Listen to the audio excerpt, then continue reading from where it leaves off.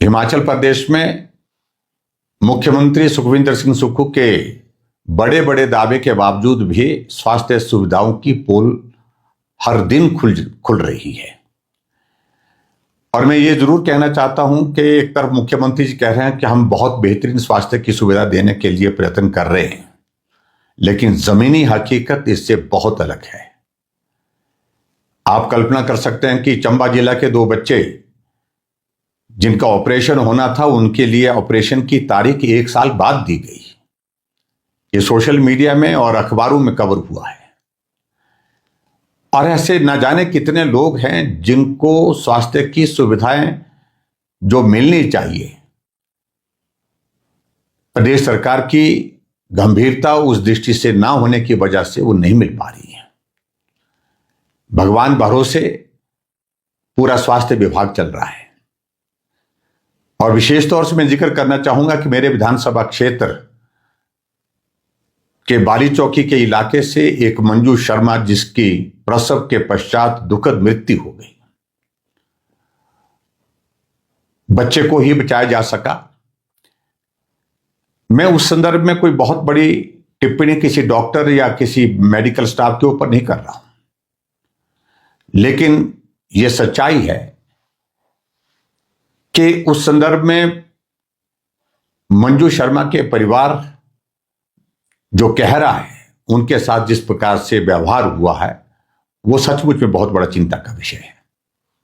मैं व्यक्तिगत रूप से कुल्लू प्रशासन के पास मिलने के लिए वहां पर हॉस्पिटल में गया, जहां एडीएम साहब और सीएमओ और एमएस सब वहां पर मिले थे। हमारी चर्चा हुई थी। हमने कहा कि जांच हो, निष्पक्ष जांच हो, और निष्पक्ष जांच के पश्चात फिर भी उस सारे मामले को लेकर के जो रिपोर्ट आने के बाद विषय की गंभीरता को प्रदेश की सरकार ने नहीं लिया। परिणाम स्वरूप आंदोलन फिर से शुरू हुआ और कुछ लोग पिछले 5 दिन से अनशन पर बैठे, आमरण अनशन पर बैठे। लेकिन प्रदेश सरकार गंभीरता से सारे विषय को नहीं ले रही है। और दुख इस बात को लेकर के है कि वहां के जो स्थानीय विधायक की जो टिप्पणी, वो तो बहुत बड़ी चिंता का विषय है। उन्होंने कहा कि कुल्लू में क्यों आ रहे हैं आंदोलन करने? उस बेटी मंजू की मृत्यु क्षेत्रीय हॉस्पिटल कुल्लू में हुई है। तो मुझे लगता है कि इस टिप्पणी को लेकर के वहां के विधायक महोदय को माफी मांगनी चाहिए। और जो लोग इस अनशन पर बैठे हैं, आमरण अनशन पर बैठे हैं, वो कोई राजनीतिक दल के पदाधिकारी नहीं है। वो सब सामाजिक संगठन के लोग हैं और उनने इस विषय को उजागर करने के लिए अपनी आवाज उठाई है। और मेरा उन साथियों से भी विनम्र आग्रह है कि आज आमरण अनशन का 5वां दिन है। हम और रास्ता अपना सकते हैं, कानूनी रास्ते भी अपना सकते हैं। उस दिशा में क्या किए जा सकते हैं, लेकिन यह अनशन, उन साथियों से मेरा आग्रह इस बात के लिए है कि इस अनशन को समाप्त करना चाहिए और कानून की दृष्टि से और जो रास्ते आपके पास है, उन रास्तों को अपनाया जा सकता है।